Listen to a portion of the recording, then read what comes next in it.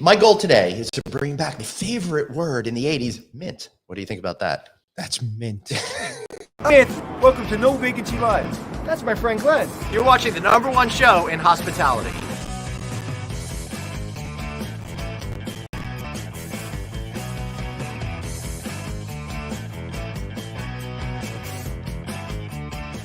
Hey, everybody. Welcome to No Vacancy Live. That's Anthony Melchiori over there. I'm Glenn Hausman. We're coming at you live from Mint House in downtown New York City on Pine Street. Anthony, double dose of us being downtown. I haven't been in this neighborhood in years. And a double dose of the picture behind us. I know, right? Well, you're right over there, like literally. I'm like right over here. So we have the same picture. I know. It's a little weird. Yeah. She demands to be seen. So what are you gonna do I'm over there? Try to hide it. All right, everybody. Again, welcome to our show. We're at Mint House today. We're going to be talking with Paul Sacco and Elizabeth Herzberg. Herzberg. Woo. Sorry, I said Herzberg. Can I ask you a question? When you said their names, why'd you go like? Now we're going to talk to. It's like your DJ voice came out. Yeah. Well, thanks for joining us on the Quiet Storm over here tonight. Sorry, a little laugh track there for you.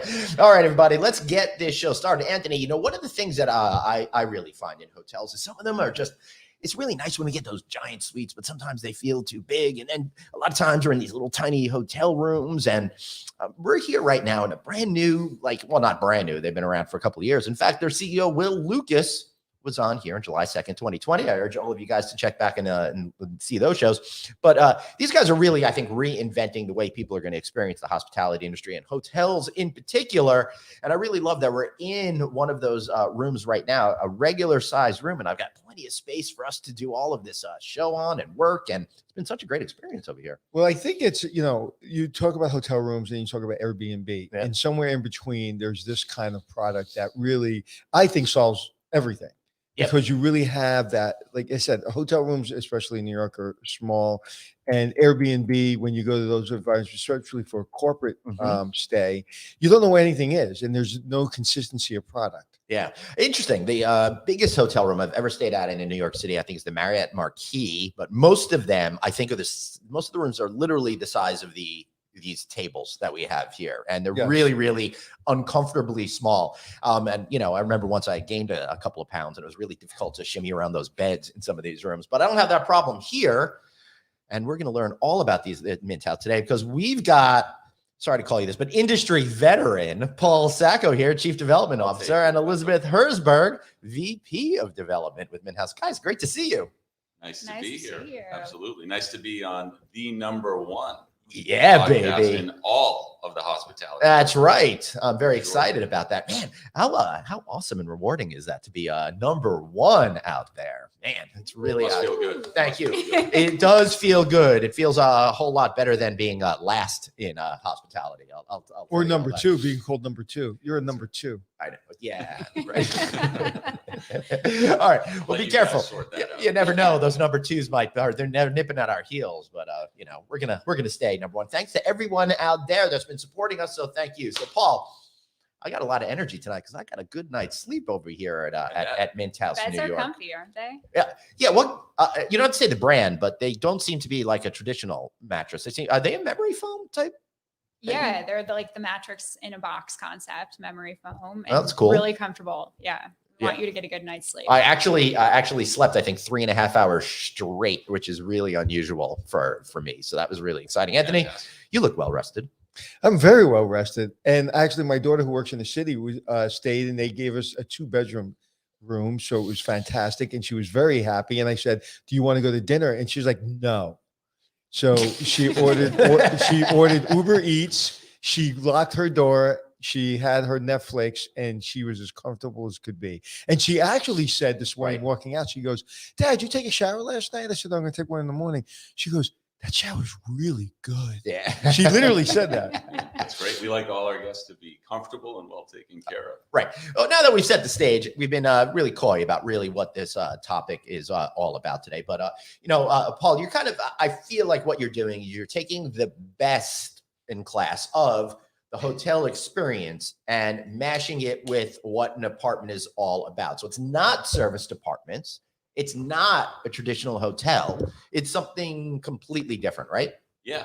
I would say we are a tech-enabled residential hospitality company. Interesting. Yeah. So we're Say that again. tech-enabled residential hospitality.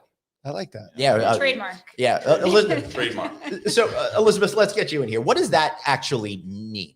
Yeah, so we run a hospitality model out of apartment style units. Mhm. So all of our units are fully furnished. They have full kitchens. They have everything that you need to cook a meal. We're providing the same services and amenities that a full service hotel provides, but all via technology. So we have contactless check-in. We have an app that you can order groceries. You can have your fridge stocked before you arrive. So it's a great experience with a ton of space. You always have a separate space to work. We have, studio style units, but we also have 1 bedrooms and 2 bedrooms in our inventory across the country. And when you go to the lobby, it doesn't feel rushed. The people behind the front desk are very chill. It feels like you're coming home. Yeah. Like every time I went to the front desk, they're just they don't seem like hotel people. They're very kind of like panicked, like what's going on. They all seem like they're just chilled out, like they're having a glass of wine or something. Yeah, well, we found that our guests have become more and more self-sufficient. So we often have people on staff that are very much so that way, that can cater to guests. And then we also find that guests like to be able to check in via their phone and use their phone as their key and be very self-sufficient in their stay as well. And we have the technology that backs that up. So how often does a guest, if staying, say, a month, how often are they interacting at the front desk, going to the front desk? Very rarely? I think that guests have become increasingly self-sufficient, really. So it's when there's a need, whether it's through our central guest services or through in-person on property in some of our buildings, they get what they need. But it's really up to the guest how often they really want to interact with. Right. So Elizabeth, it's got to be, I would think some people need a little bit or prefer a little bit more interaction, while there are others who don't want to see you at all, right? Yeah, definitely. And as Paul said, we have 24/7 centralized guest concierge across the country. So that's all in the cloud. Our whole technology stack is in the cloud. So you can actually reach out to us if you need more towels via the app. We respond within 30 to 60 seconds, and then we send someone right to your room. So you can do that, or you can go down to the front desk if you want. It's kind of choose whatever works best. I will tell you, there's plenty of towels in the room. Yes. Everywhere I looked, there were towels, and I really appreciated that. But if I have a building, tell me how the model works. I have a building. I have an office building, or I have a condo. How does the concept work? Like, how do you go about finding the business? And I understand the hospitality end of it. I understand what you do from a technology standpoint. But how, if I own buildings, how do I get in touch with you, and how does the model work for me? Yeah. This is really the hotelization of real estate in many ways. We call it flex multifamily. So we have offerings that are within multifamily buildings where there's a 12-month traditional rental component, and we're on certain contiguous floors within that building. And then we also operate in whole buildings as well, through profit share management agreements with owners. And it does a couple of things. It creates this flex multifamily opportunity. So you have the upside of hotel as well as the downside protection of multifamily as an owner, which allows you then to sort of choose the right number of hotel rooms or mint house rooms that make sense within that building. Yeah, that's really a great formula, because the hotel industry over the last 5 or so years has really been inculcated into understanding and getting excited about the extended stay. But this is kind of like extended stay adjacent. It's got that kind of feel and vibe to it, with the flexibility to stay 1 night, 28 nights, 12 months, whatever you would like to do. But you also aren't committed to one income stream, which I think is really fascinating to me, guys.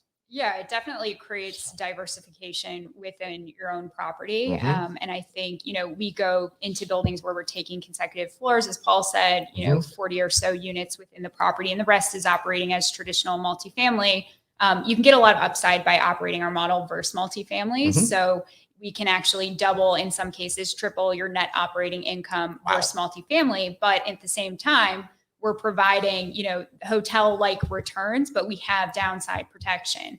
Because we're offering apartment style units, we can yield manage really effectively. So we're going to try to bring in people short term and run a full hospitality market when the market's really strong. But when you do have a market downturn like COVID, we can actually lean on that extended stay or long-term stay model. So our average length of stay during COVID actually went from 4 nights to 21 nights. Woo! But we were operating at, we stabilized at 80% occupancy in May of 2020, despite dropping to the single digits like most hotels in March. And we stabilized there, between 80 and 85% occupancy across our portfolio. Wow.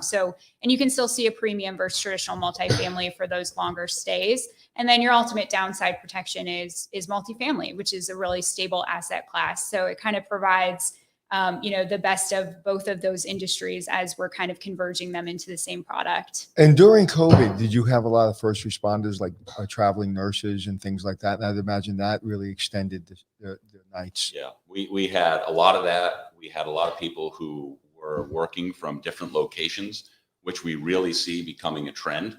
So we're really able to pull from a diverse array of channels. Through OTAs, through Airbnb, and we're a super host with Airbnb on many properties, and other even long-term 30-day plus type of channels as well, like Zeus or Nestpick.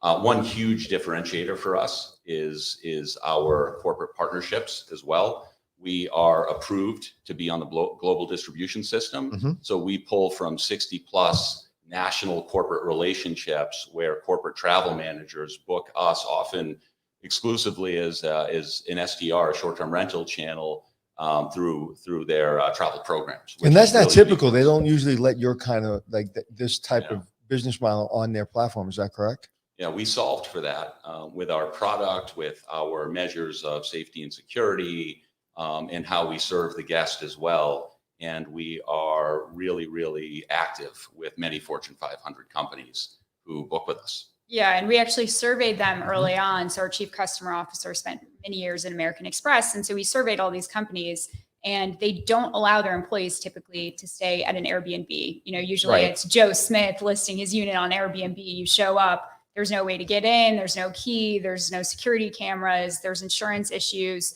But 70% of the travelers and the corporations that we surveyed wanted their employees to be able to access this style of product. And so we spent the better part of a year making sure that all of our properties checked all of those boxes, and we could list them on the GDS and partner with these corporations. It's a whole untapped market, honestly. We're one of the only operators who's really tapping into that corporate demand. And then, corporate demand has changed too. So, we used to say we targeted corporate travel. Now it's become more business travel, leisure, creative travel, digital nomads. The pandemic accelerated a lot of kind of those flexible trends. And so people are often they're coming for a weekend, then they're staying, working remotely from our unit, and they want more space. So our type of apartment actually lends itself really well to those changing trends. And Elizabeth, you didn't get the notes, so just to make it clear, you can only say bleisure once on the show.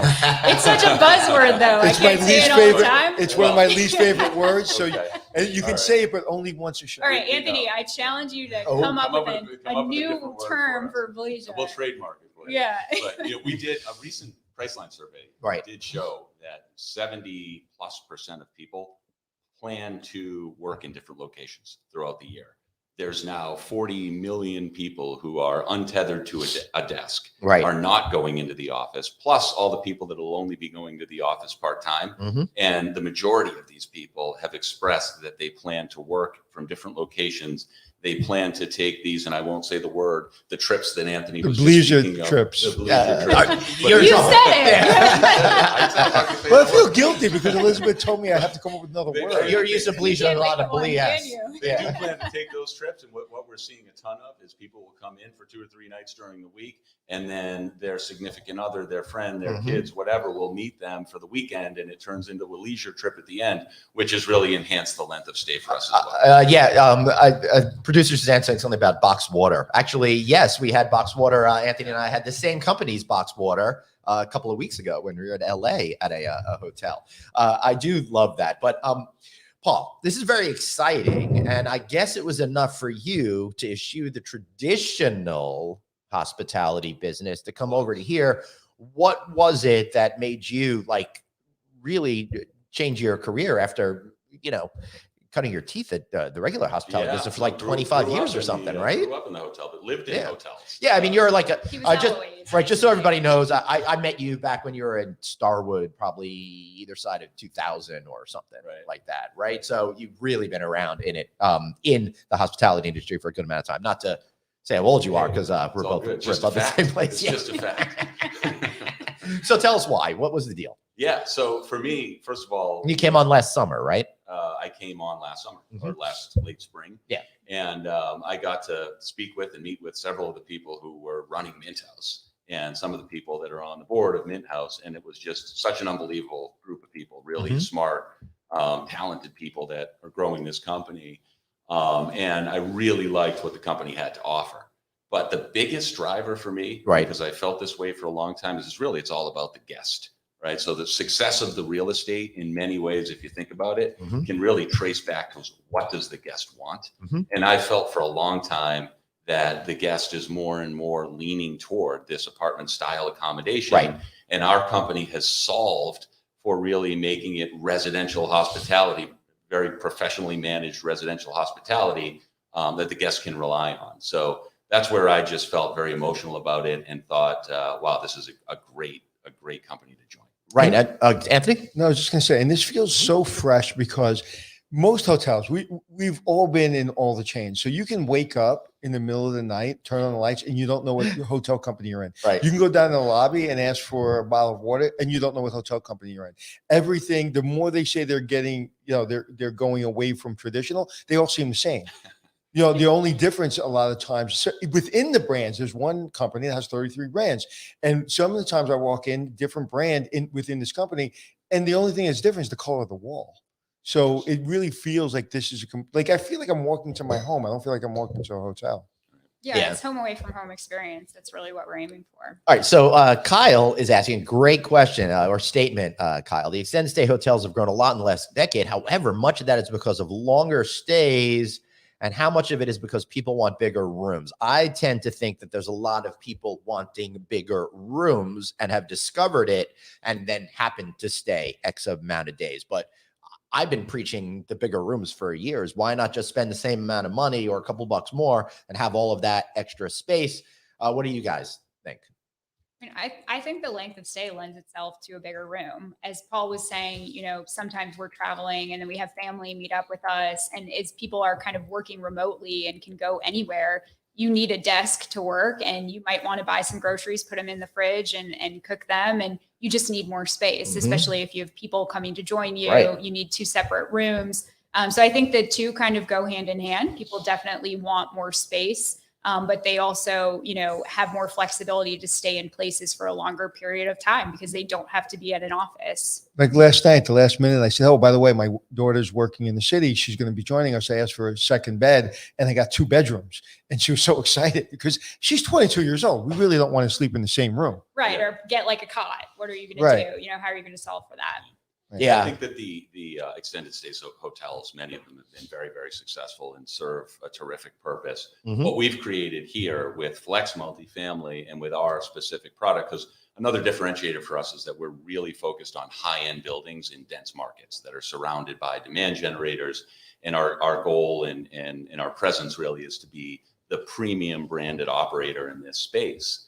And it's shown in that really we're running in many of our properties above a Right. 150 RPI against an upscale hotel set. So we've created a high-end, longer-term stay opportunity for guests. Right. And these guys are in cities that people are traveling to frequently, not just here in New York. We're talking Nashville, Denver, Minneapolis, Miami, Louisville, Austin, all the really cool places, even Columbus. That's nice of you guys making them cooler.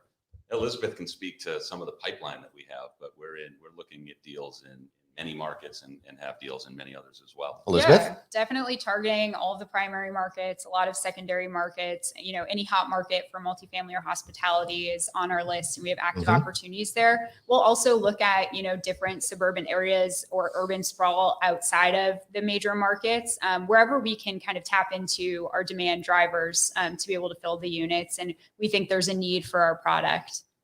Right. So, all right. So what we're really talking about here is society and culture is changing. Airbnb did a great job at getting people to recognize there are a lot more options out there, combined with what we're heading now into the, post-COVID era where people are freer to do what they want. It's all really building on these trends that we've seen that were already rooted in the marketplace. And Anthony, as we said, throughout the entire pandemic over the last 2 years, we've been doing this show live together. It is a thing of nothing is fundamentally different. It's just all the trends that are already there have accelerated. And I think that these guys here are going to be able to leverage some great changes in the market. And I think you're more comfortable in the build. Like, I'll give you an example for me. This morning when I went downstairs, it was very corporate. There wasn't a lot of people. It was a steady stream, but the lobby wasn't crowded.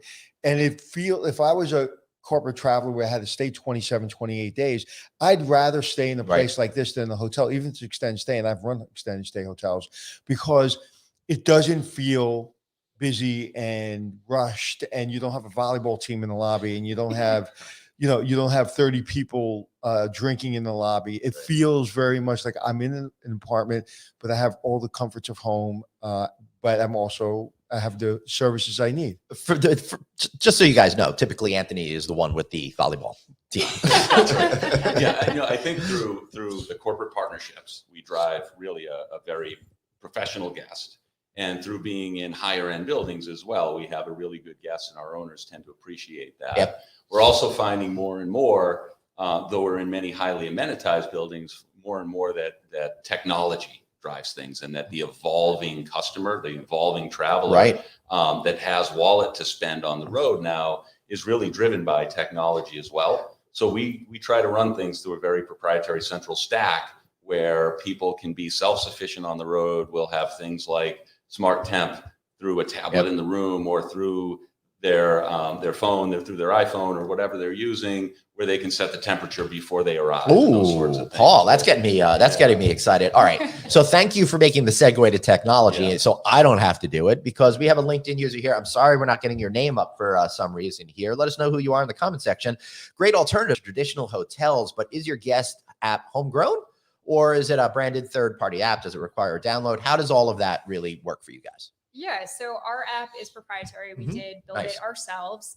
Our technology stack is proprietary, the way we built the stack, but we're utilizing partners throughout the entire stack, access control, all the partnerships that we have within the community. Our goal is to, people want to be in our units. So we want to provide them everything at one touch when they're in the unit, so they don't have to go down to the lobby. So they can, order groceries. I think I mentioned before, we have Stock Your Stay here. So you'll get a text message, and you can go through our app, or you can actually just link to the website, and you can order any groceries that you want, and they'll be in your fridge when you get to your unit. You can order mid-stay grocery delivery.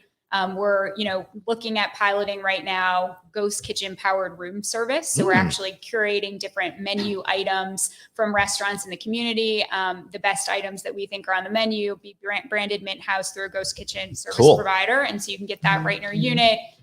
We have partnership with Lululemon fitness mirrors. So we're putting those in some of our units. So because people want to be in the unit, because it's got so much space and everything that you need, we are providing all of those one-touch services through technology. Anthony? No, I love. She had me at Lululemon mirror. She had me at Lululemon exercise mirror.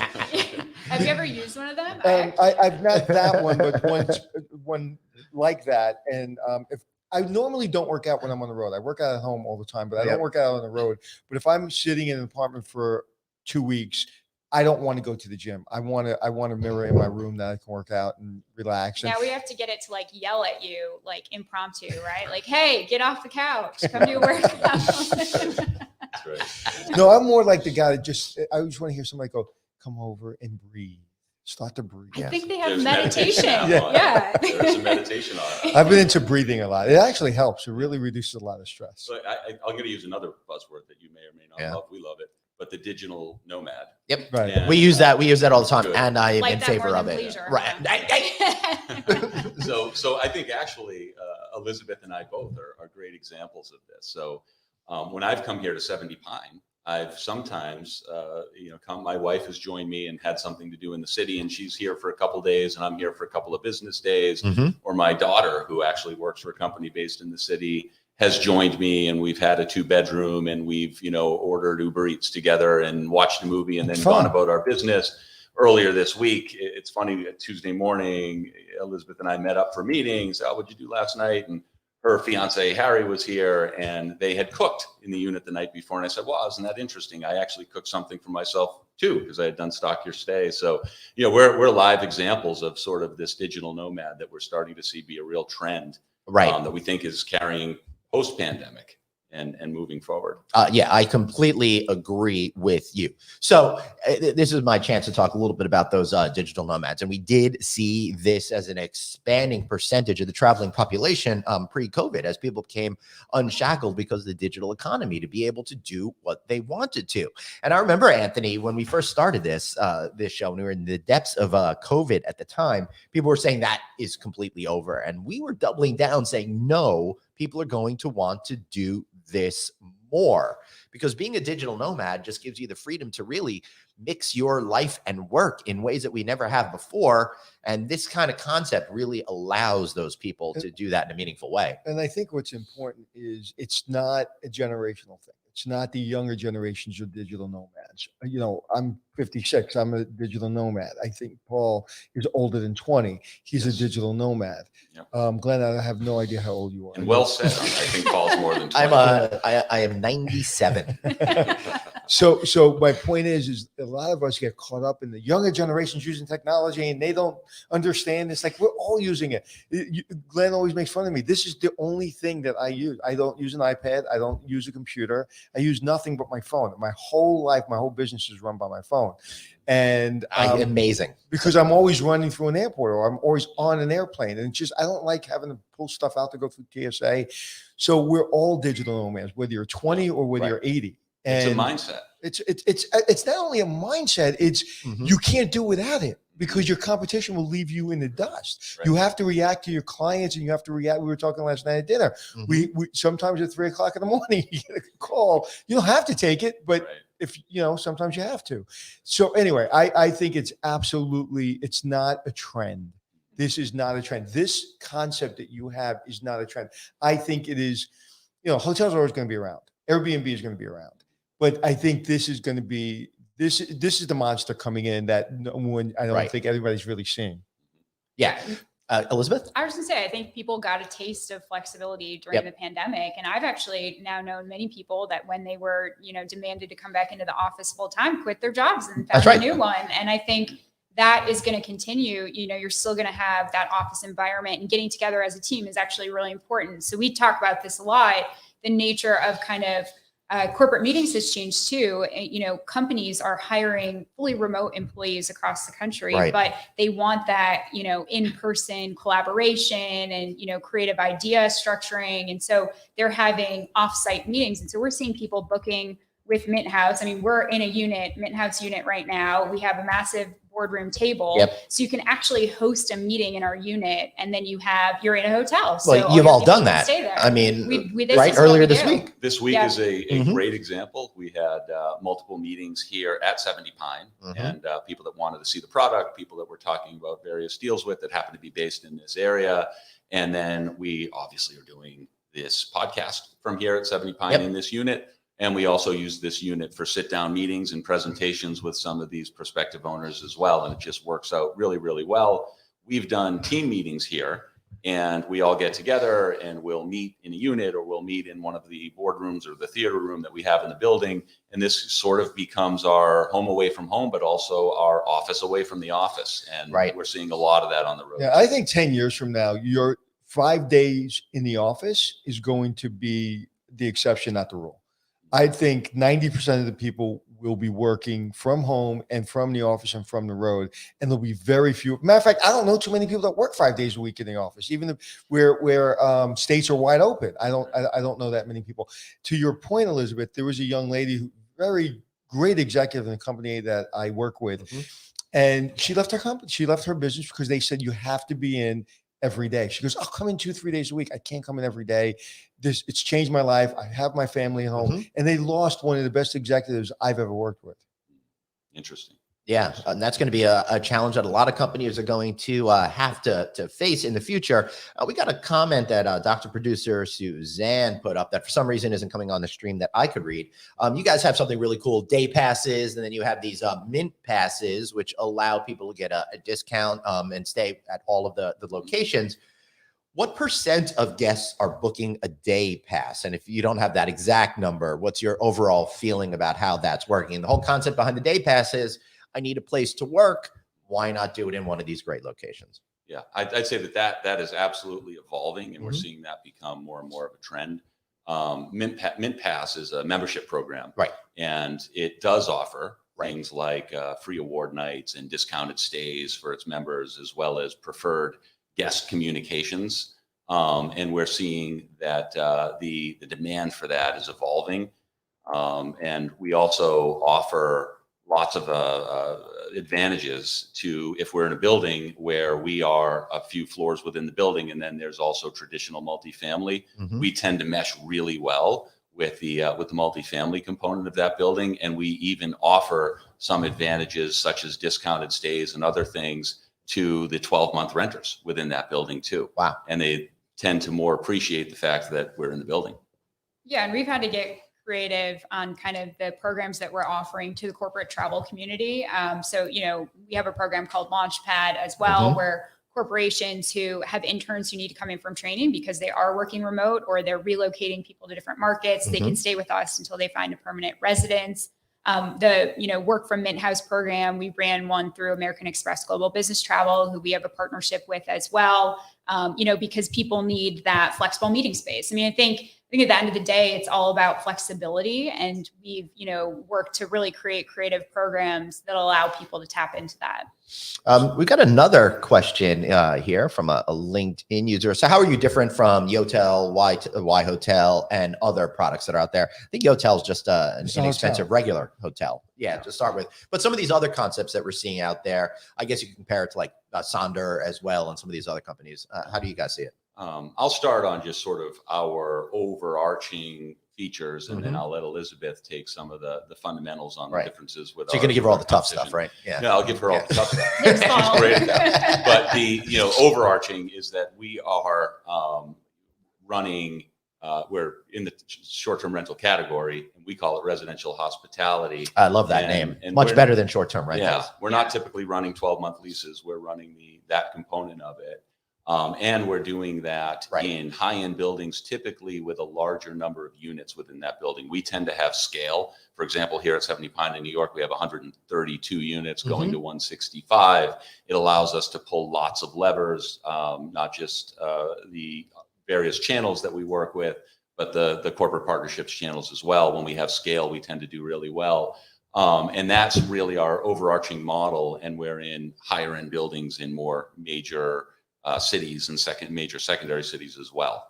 But then some of the differences, I'll let you, Elizabeth, answer that too. Yeah. So as Paul mentioned, we've really become known as kind of the high-end operator in the space who's truly operating more of like a boutique hotel type experience within multi-buildings. But as far as like hotel parlance goes, so people could better understand, would you consider yourself like upper upscale type of category? Yeah, we come to upper upscale. We prefer to come to kind of boutique independent hotels.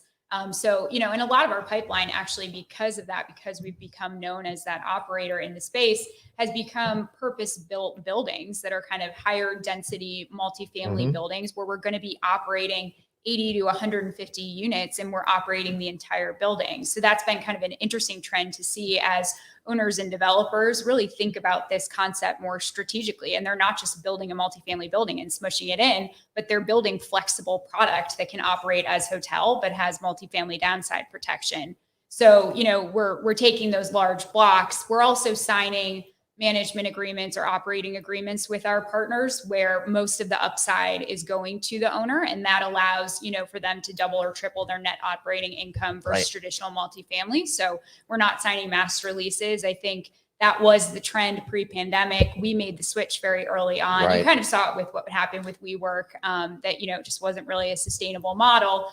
So we made that switch. A lot of companies kind of stayed in that business, kept outbidding each other. And then the pandemic hit, which, there was a lot of turbulence in the industry at that time. Some of the operators shut down, some of them survived. Yeah.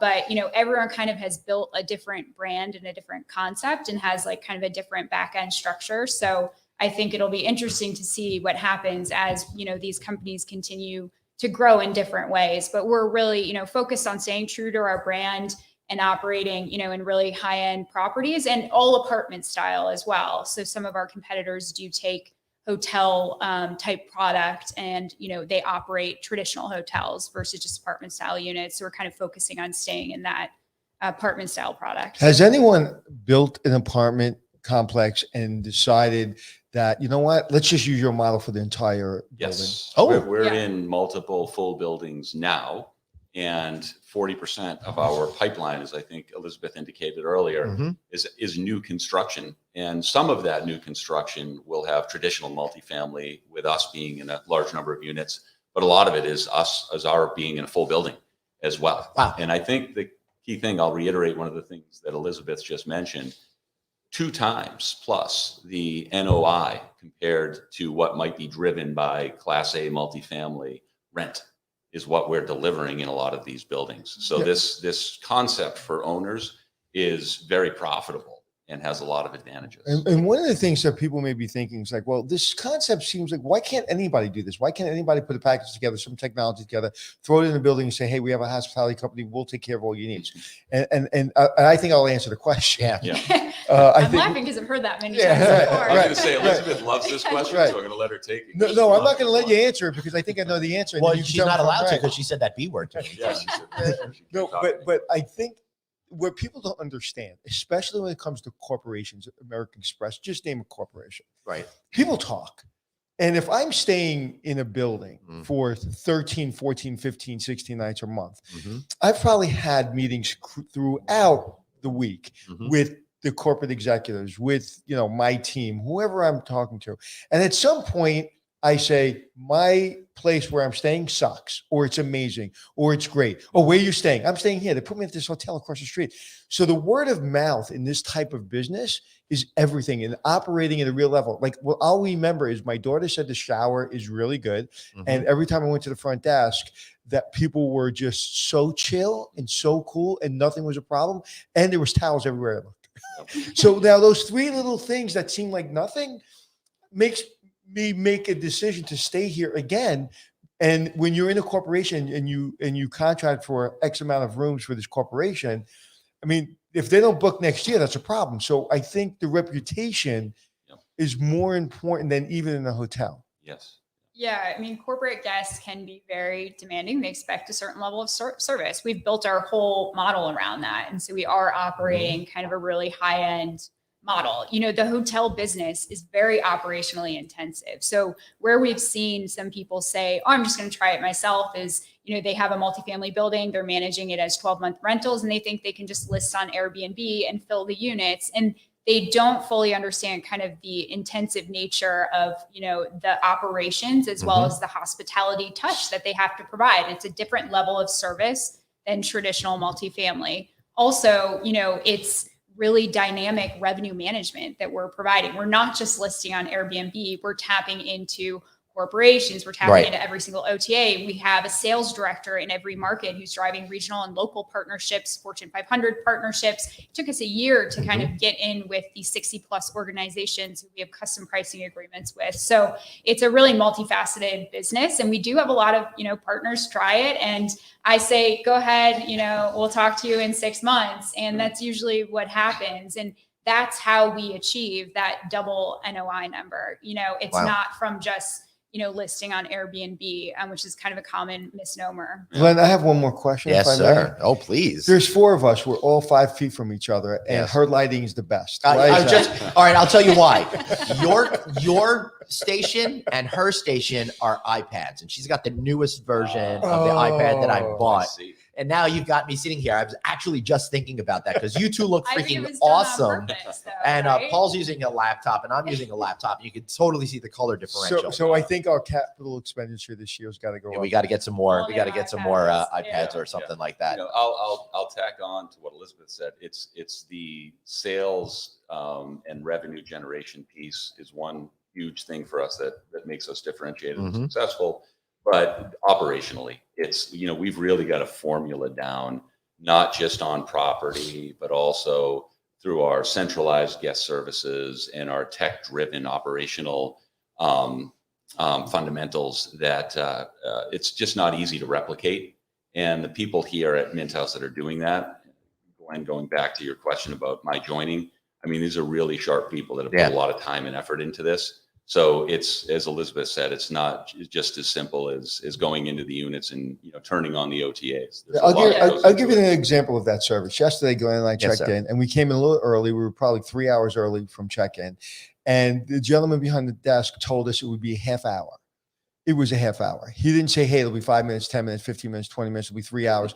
It's a half hour. It's a half hour. So when you demonstrate to people that, you know, you can tell them the truth and then you can back it up, that there's a trust there. There's an insurance policy that I talk about all the time when I'm Right. training, and you've built an insurance policy with me. So when you do screw up, because you will, everybody does, I'm not as upset because you've built this insurance policy. Yeah. So let me say something. Speaking of that insurance policy stuff, the 30 minutes that we were there, it was a great work area with a big table and stuff like that. I was able to pull out my laptop, grab some complimentary water, and listen to an actual record on a record player. They were playing a Rush album from back in the day, which was pretty awesome. And then I was told, take whatever records you want. There's some in your room. There's a record player. Go ahead, enjoy it. So last night, I was actually listening to an old Bob Dylan record, a real record from a It's record on my player. turntable. Right Yeah, now. Yeah. well, actually, he'll put the records on during meetings. During I'm like, meetings, can you so turn that down? Elizabeth's I can't always hear asked me to anything turn that off you're the record player. saying. But, you know, I'm a musician and that's part of my Yeah. background. So, you know, I like music, and not that Elizabeth doesn't like music. What do you yeah, play? she's probably right. That What's during your- meetings, I we heard should turn she music hates off. dancing, which is why she There's hates the just movie no fun Footloose so much. allowed at Yeah, all. yeah. The fun police. Are you a drummer? I am Paul? a drummer. Yeah. Are you a drummer as well? No, but I can tell you're a You drummer. can tell I'm a drummer. Yeah, my son's a guitarist. My daughter's a singer and Wow. a guitarist. They have a and I'm Sacco drummer. family band, actually. Yeah. That's pretty Really? cool. They should do gigs. They're gonna play the next Mint House holiday party, I think. That's right. I like that idea. That's really cool.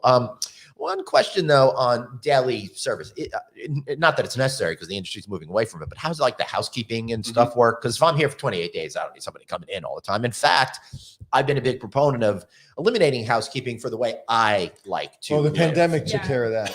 But even before so, I mean, when we were going to conferences and I'd be at a place 3 or 4 days, I don't want people coming in and out of the room. If I need a towel, I'll get a towel. But how does that work here?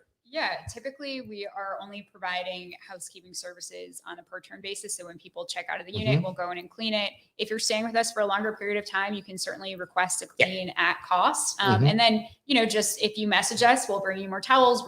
We'll bring you whatever you need. But we've found too that people are kind of going away from that traditional needing your bed made every single night. And so another thing kind of about our model is that, as well as technology and remaining really labor light from a staffing perspective, allows us to have really high GOP margins. This property we're sitting in actually is operating at a 70% GOP margin. Across the portfolio, 65%. You know, compare that to kind of low 40s for traditional hotels. That's amazing. But we're able to still provide the same level of service. So Anthony, your experience that you're talking about, you need to be able to solve for that. People don't want to just show up and only be able to use technology, or there's a sign on the wall that says, call us if you can't get in. You have to provide that same experience. And we've figured out how to do it, but remain really light from an operating perspective. I giggled when you said GOP at 60% because I'm 70% because I'm consulting for a business, and someone who did a pro forma had an 81% GOP for this hotel. Right. And I laughed, and they're like, hey, go through it and see. I said, no, I'm not going to go through it. Yeah, Why would I go through you something? were an asset manager. I said, why would, right.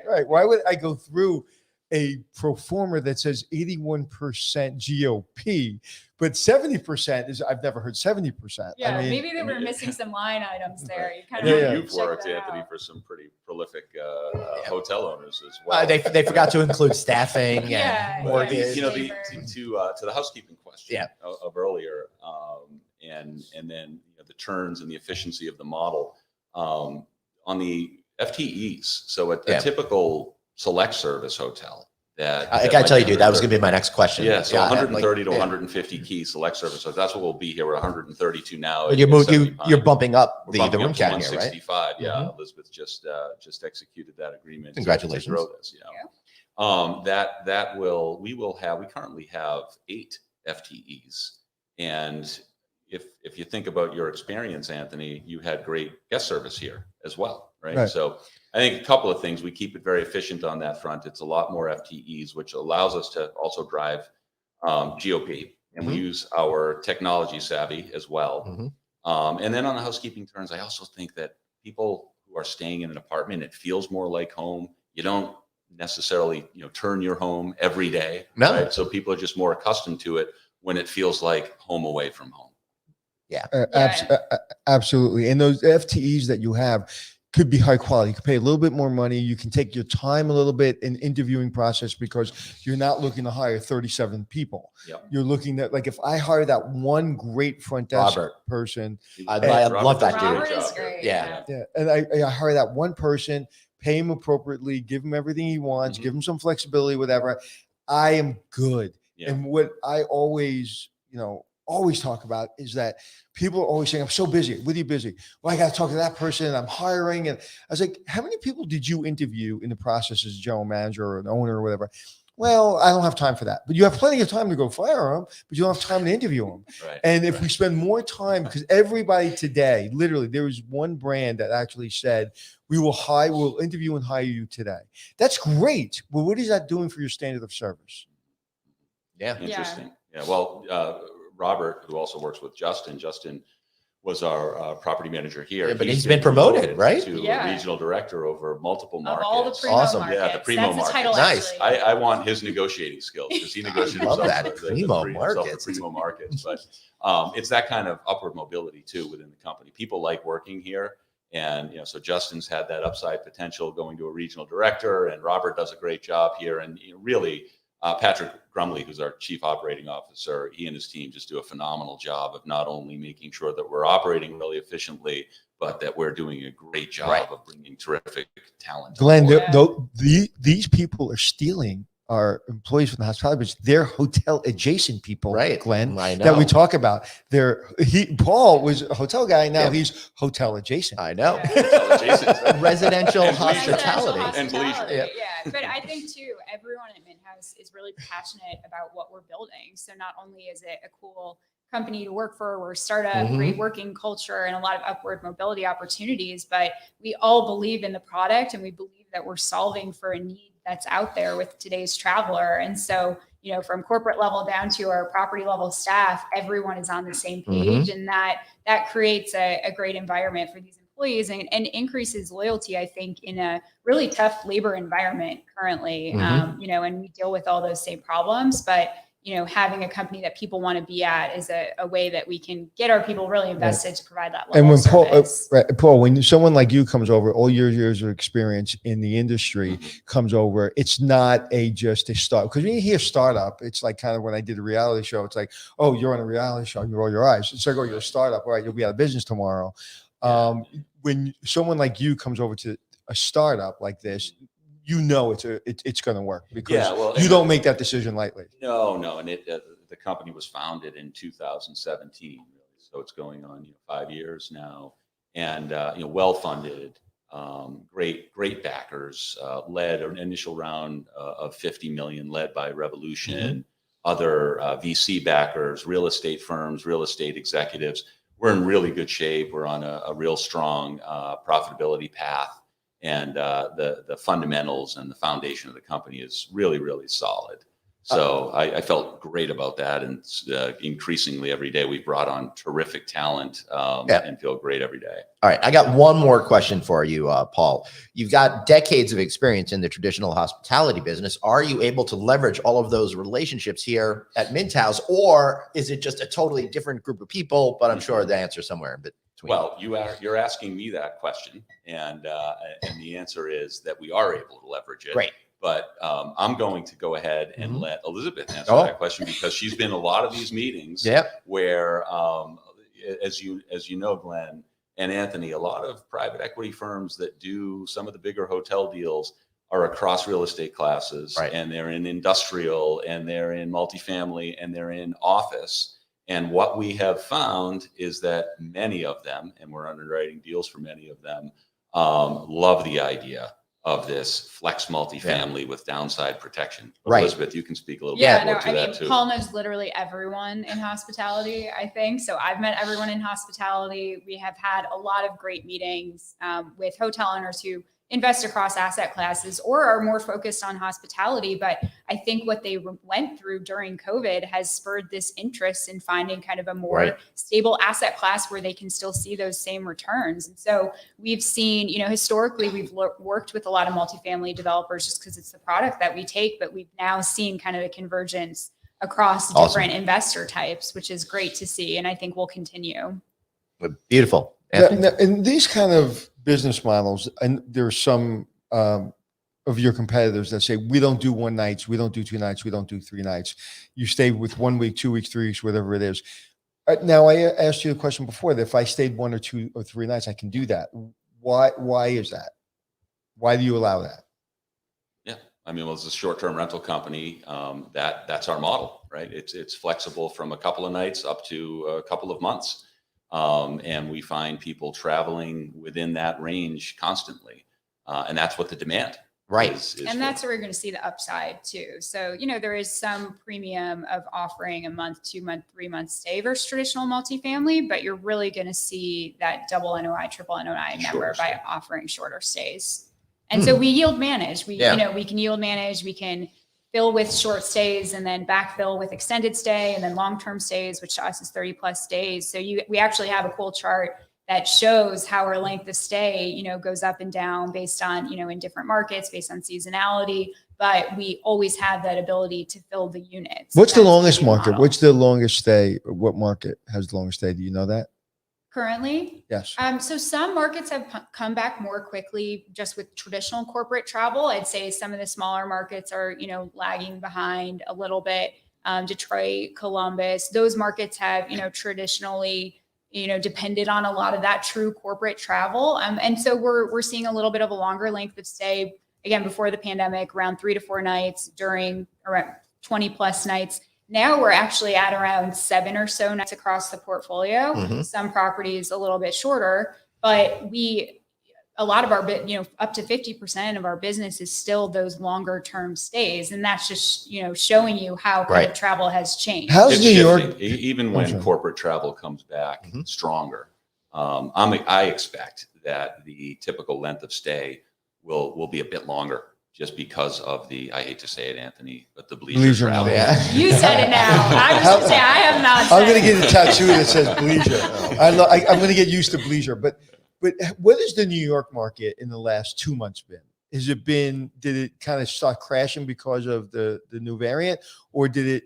get stronger? Where are we in New York? We've had a lot of activity here. Elizabeth mentioned earlier our Launchpad program, and we had the opportunity since last summer to host a big banking firm here at 70 Pine, where they'd have their people coming out for training and onboarding and that sort of thing.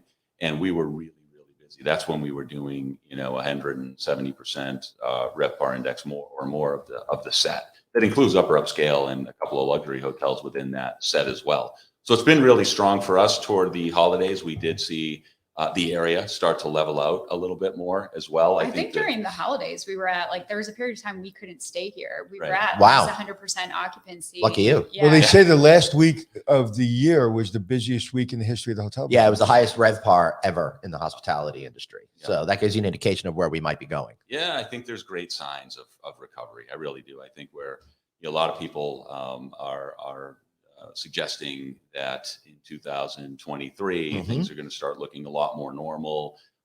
Big jumps in potential occupancy rate in 2022. We think with our product, we can help lead the way in that. But we're starting to see things level out a little bit more. And hopefully as things calm down with Omicron and all this, that'll help. Yep. Positive signs. All right. Speaking of positive signs, today is the first day the mask mandate here in New York City has been lifted. Huge. And I was reading this morning, it looks like Nevada is going the same way. So things are moving in the right direction. And we have to, we say this a lot. We have to really give thanks and appreciate what's happening. We're all four of us in a room right now, within 5 feet of each other. Nobody has a mask on. No one's thinking about, did he have it? She have it? Who has it? It's like we're back. I feel normal. Like this is the first time, or maybe the last couple of weeks, really the first times I've really felt like I don't think about it anymore. So we've got to be grateful for that. And I hope when we all get back to work and we all get back to the grind and we all really, really start working like we did in 2017, 18, 19, that we don't take it for granted anymore. I think one of the reasons that it was so hard on all of us is like we took it for granted that we can be in a room together. It's amazing. You think about just that human connection, like you were saying, Anthony, last night, just being able to go out and have dinner and have a beer together. I mean, just really something that is so normal pre-2020. And then you're like, wow, when am I going to be able to do this again? Right. I had 2 beers. The first time I think ever. Right. I never had 2 beers. That's right. But now I'm just so appreciative. I mean, even just being on the road for work and I'm going skiing this weekend with my wife Paula. Really looking forward to that, and being able to pop in and grab a burger somewhere without having to think too much about it. That's a big part of life for many of us. So I'm glad it's coming back. Those couple of first meetings back in person just felt so good after negotiating deals on Zoom, something I never want to ever do again in my career. Yeah. It was just good to be back out there. We were on kind of a road show for the whole fall, seeing markets, meeting with people, touring buildings. So I hope, we continue to go in that direction, but definitely you feel more grateful for it because you never knew that could really be taken away from you in a sense. Absolutely. Yep. All right. So before we wrap up, yes, Mike, happy National Pizza Day to everyone here. Wonderful. New York, of course, has the best pizza. Guys, how about some final thoughts before we wrap up? Paul, let's start with you and then wrap up with Elizabeth. Sure. So this, it's such a pleasure to be here with you two, Glenn and Anthony. Thanks. Because it is, I'll say this, I know it's the number one podcast in hospitality. I'll say that again. What was the other number? We are in the top 1/2% of all podcasts globally, the audio version of our show. Absolutely incredible. Mm-hmm. So really appreciate your having Elizabeth and I on. We've enjoyed it, and hopefully we'll be able to do one of your Friday night. Dude, we're totally going to get you guys set up with that. But don't go to the dark side. Don't go to the dark side. Paul and I love to make fun of each other, so we need that opportunity to do so. Beautiful. That would be fun. And I'll give ourselves a little kudos. Please, that's what you're here for. Shameless plug time. With your number one podcast, you're speaking to the residential hospitality company that has a net promoter score of 62 for Mint House, where the net promoter score for your typical 4-star hotel is 39. Wow. So we're doing something right. And I'm glad we were able to come on and share a little bit. Well, it sounds like one thing you did right is have Elizabeth work with you. One thing I also want to say another thing. It's clean. It's just it's spotless. And so when you come into an apartment like this, you do feel like you're home. So you act like you're home. And I didn't have my shoes on or my socks on, and I was walking around. It's clean. I laid down. I never put those throw blankets on myself. I put the blanket on myself when I was watching the Olympics last night, and it smelled fresh. I was like, I don't do that. I don't do that in a hotel. I don't do that in a hotel. I throw everything away from me. Yeah, that's awesome. So Elizabeth, you'd wrap us up? Yeah, definitely. So another shameless plug. I mean, you are also sitting in the #1 rated hotel on TripAdvisor for 2021. That's in amazing. the US, number 18 in the world. Amazing. Let me bring up this. Really? This comment That's once crazy. again. Yeah. So, and that's based solely on guest reviews. So kind of speaks to all the things you're talking about with your experience here, as well as the product type and what people are looking for. So just want to say thank you guys for having us. It's, it was such a great opportunity to meet you both and share with everyone about Mint House. And we're really excited. We hope to see more of you. And, we hope to see kind of the hotel world and what we're doing kind of converge, and it's really exciting industry to be in. And so thank you. Well, thank you. If I can say one thing, it's really interesting. It's your show. You're highly, it's our show. It's highly rated. You're highly rated on TripAdvisor because the expectation of the guest and your standard meet. You're not overserviced. You're not underserviced. The guest doesn't want to be overserviced, and they don't want to be underserviced. So that's fascinating to me as a business model and as a business person, that like the expectation and the standard, they understand each other. And so many times where companies overpromise and underdeliver, that's where they get hurt. If you promise, hey, I'm not going to clean your room every day, and you're not going to have room service, and you're not going to have 17 restaurants in the hotel, but this is what we're going to provide. It's going to be clean. The people are going to be efficient. You're going to have the right technology for what you need. That's what you need. And so kudos. I didn't want to go. I didn't want to that to go without saying. Balancing technology with on-site guest service, and it's really just finding that balance at each property. Beautiful. Well, Paul, Elizabeth, thank you so much for being here. We really appreciate it. You guys just hang out while we wrap up this show. Be sure to download our audio podcast. You can find that at Apple Podcasts, iHeartRadio, honestly, wherever you get your podcast. That is where we are. We would be in the top 1% of shows if we weren't where you want to listen to us. For some reason, if we're not, drop us a line about anything about that or any issue you want. He's at Anthony Hotels. I'm at Traveling Glenn. Any final words? Are they gone now? I don't really like those people. Yeah. Yeah. I know. Stand right there. No, I just love when enthusiasm and a really great idea kind of combine, because we have really smart people doing something that's new and fresh. It's fun. I almost want to be in the company. Yeah, for sure. All right, everybody, check out Mint House. And while you're doing that, remember, you've only got one life, so blaze on and be kind to yourself. See you guys tomorrow. Oh, wait, is today Thursday? I'll see you. We'll see you drunk tomorrow. All right, we'll see me drunk at 5 p.m. tomorrow, Friday night audit. Then we got a new episode of the Hotel Design Podcast coming out shortly. But Anthony, I'll be back on Monday. So you're like the Dean Martin of podcasting. Everybody thinks you drink, but you really don't. No, I know. It's really it's part of the image. If I want everyone to think that way, what the really cool part is if everybody is drinking a lot and I start later than everybody, they're all messed up. I have a couple, and I'm happy and nobody knows that I'm not where they are, which is beautiful. I like control, people. I like control. Thank you so much for being here. We'll see you next week.